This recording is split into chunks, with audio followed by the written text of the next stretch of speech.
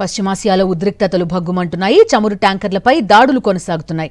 Oman తీరంలో మరో oil ట్యాంకర్పై దాడి జరిగింది. బ్రిటిష్ మారిటైమ్ ట్రేడ్ ఆపరేషన్స్ సంస్థ ఈ అటాక్ ని ధృవీకరించింది.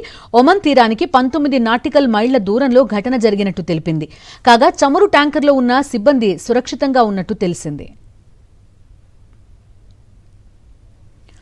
తిరిగి దాడులు మొదలైనప్పటి నుంచి హార్ముజ్ జలసంధిపై పట్టు సాధించేందుకు అమెరికా, ఇరాన్ ప్రయత్నాలు చేస్తున్నాయి.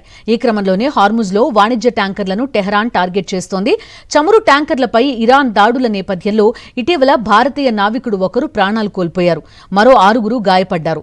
ఈ క్రమంలోనే హార్ముజ్ జలసంధి గుండా ప్రయాణించే నౌకల విషయంలో భారత ప్రభుత్వం కీలక ఆదేశాలు జారీ చేసింది.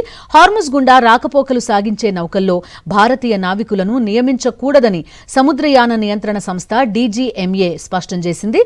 గల్ఫ్ ప్రాంతంలో భద్రతా పరిస్థితులు దిగజారుతున్న వేళ భారతీయ నావికుల భద్రతా సంక్షేమాన్ని దృష్టిలో ఉంచుకుని ఈ నిర్ణయం తీసుకున్నట్టు వివరించింది.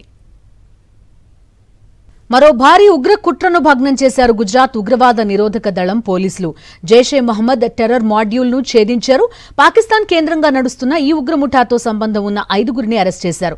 బిలాల్ అబిద్ షేరా, మహమ్మద్ అయూబ్ కడివాల్, మహమ్మద్ షఫీ ముఖీ, మహమ్మద్ హసన్ కరాడియా, మహమ్మద్ సునాసరాగా వీరిని గుర్తించారు.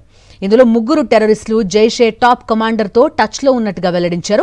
న్యాయస్థానం వీరికి జూలై 24 వరకు పోలీస్ కస్టడీ విధించింది.